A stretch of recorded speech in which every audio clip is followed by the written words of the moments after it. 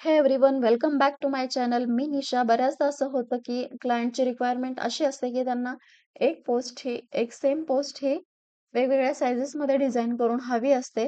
तर अशा वेळी आपण रिसाइज हा ऑप्शन वापरतो. पण रिसाइज हा ऑप्शन प्रो असल्यामुळे ज्यांच्याकडे प्रो व्हर्जन नाहीये तर अशा वेळी अशी कोणती मेथड ते वापरू शकतात ज्याचा वापर करून ते आपली पोस्ट रिसाइज करू शकतात. हे मी तुम्हाला आज दाखवणार आहे. सो व्हिडिओ स्किप न करता शेवटपर्यंत नक्की पहा. Let's start today's video. सर्वात आधी आपल्याला एखादी पोस्ट क्रिएट करायची आहे. सो मी इथे सोशल मीडिया इंस्टाग्राम साठीची पोस्ट घेते.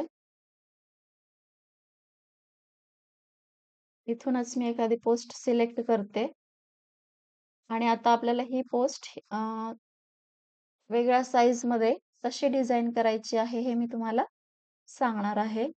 तर सुरुवातीला मेनू मध्ये जायचं आहे. इथून क्रिएट वर क्लिक केल्यानंतर आपल्याला कस्टम साईज मध्ये जाऊन तुम्हाला जी साईज हवी आहे ती इथे तुम्ही सिलेक्ट करायची आहे. सो 1200x1200 मी लिंक्डइनची पोस्ट घेतेय. सो आता ह्या साईज मध्ये ही पोस्ट कशी डिझाइन करायची आहे, तर जस्ट जी आपली ओल्ड पोस्ट होती इंस्टाग्रामची यावर क्लिक करायचं आहे आणि इथे जे एलिमेंट्स आहेत हे सिलेक्ट करायचे आहेत.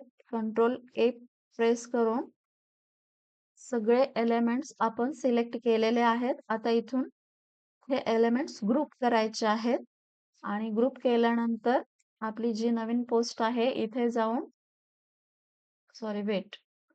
ग्रुप केल्यानंतर Ctrl+C प्रेस करून कॉपी करायचं आहे. त्यानंतर इथे पेस्ट करायचं आहे.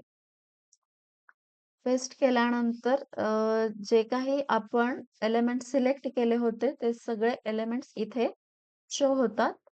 त्यानंतर आपल्याला काय करायचं, परत ओल्ड पोस्ट वर जाऊन त्याचा बॅकग्राऊंड सिलेक्ट करून कॉपी करून इथे पेस्ट करायचं आहे. सिंपल. आता यानंतर तुम्ही तुमच्या अकॉर्डिंग ही पोस्ट रिसाइज करू शकता. हे एलिमेंट्स सेट करू शकता. सो अशी ट्रिक वापरून तुम्ही अगदी इझिली पोस्ट रिसाइज करू शकता. व्हिडिओ आवडला असेल तर लाईक करा, शेअर करा आणि सबस्क्राईब करा. भेटूया नेक्स्ट व्हिडिओमध्ये. Bye bye.